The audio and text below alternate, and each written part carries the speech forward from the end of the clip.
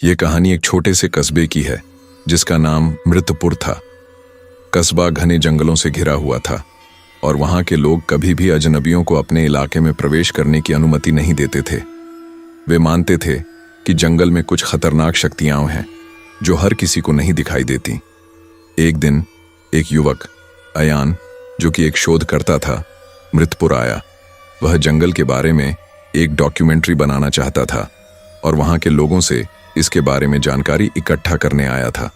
अयान ने यह सुना था कि कुछ साल पहले यहाँ एक अजीब घटना घटी थी।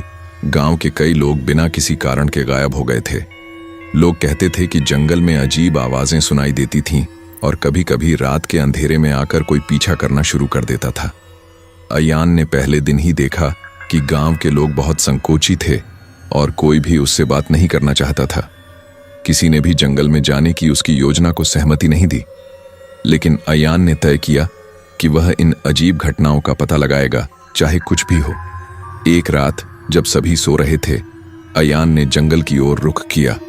जैसे जैसे वह जंगल के अंदर गया, हवा ठंडी और भारी हो गई। उसकी कदमों की आवाज गहरी अंधेरी रात में गूंजने लगी। अचानक उसे कुछ दूर से एक हल्की सी आवाज सुनाई दी, जैसे किसी का मध्यम स्वर में पुकारना। वह आवाज उसे और करीब खींच रही थी और वह धीरे धीरे आवाज की दिशा में बढ़ता गया। तभी उसे सामने कुछ अजीब सा दिखा। एक पुराना खंडहर जैसे घर जो पूरी तरह से जंगल में खो गया था।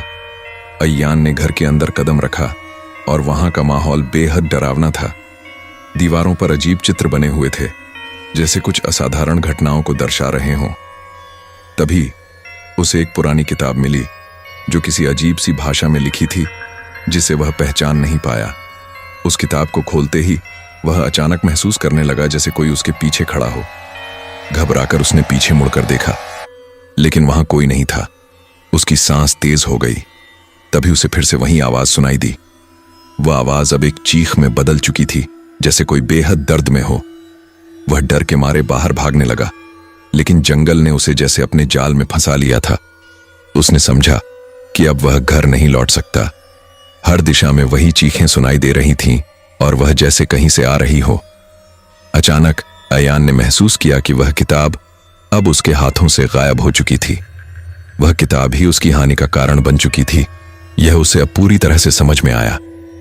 काफी देर तक भागने के बाद अयान ने एक भूतिया मकान में अपने आप को बंद पाया। दरवाजे से आ रही चीखें, गहरी सिसकी, सब कुछ उसे चारों ओर से घेर चुकी थी। अचानक उसे अपनी आंखों के सामने कुछ साया सा दिखाई दिया। एक, दो, फिर कई। वे सब धीमे धीमे उसकी ओर बढ़ने लगे।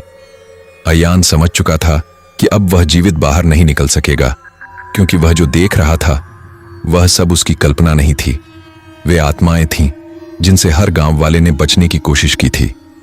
वह किताब अब उन आत्माओं के हाथों में थी और वह आत्माएं उसे अपने कब्जे में ले चुकी थीं। अयान ने सच्चाई समझी और इससे पहले कि वह और अधिक कुछ जान पाता, अंधेरे ने उसे पूरी तरह से अपनी गिरफ्त में ले लिया। वह गांव और जंगल की कहानी अब कभी किसी को नहीं बताएगा। वह रहस्य जो जंगल के बीच में दफन था, हमेशा के लिए अनकहा रह गया।